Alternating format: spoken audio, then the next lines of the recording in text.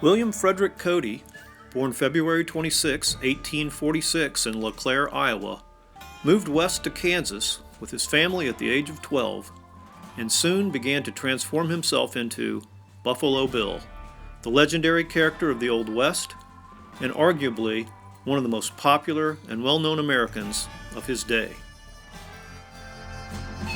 But make no mistake, Cody was the real thing.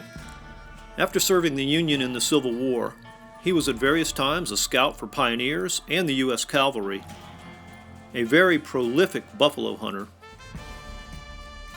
and an Indian fighter. Although later he did befriend many Indians, such as Chief Sitting Bull, shown here, and advocated for them.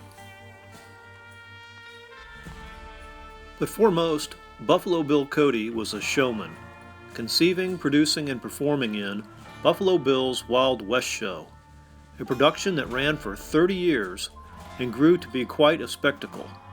The show traveled all over the U.S., including downtown New York City, and Europe, even once performing for Queen Victoria at Earl's Court in London. In 1914, about 3 years before his death, Buffalo Bill wrote a letter to the New York Knife Company of Walden, New York, extolling a knife of theirs he had and asking for another for a friend.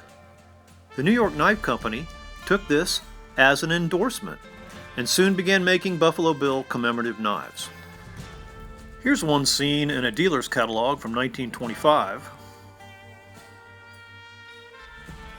and another from a 1927 dealer catalog, along with New York Knife Company's very similar Boy Scout model. Which brings me to the knife I recently acquired and restored, a New York Knife Company Hammer brand Buffalo Bill BB1, which I date somewhere between 1923 and 1931 when New York Knife Company went out of business. Thanks for watching.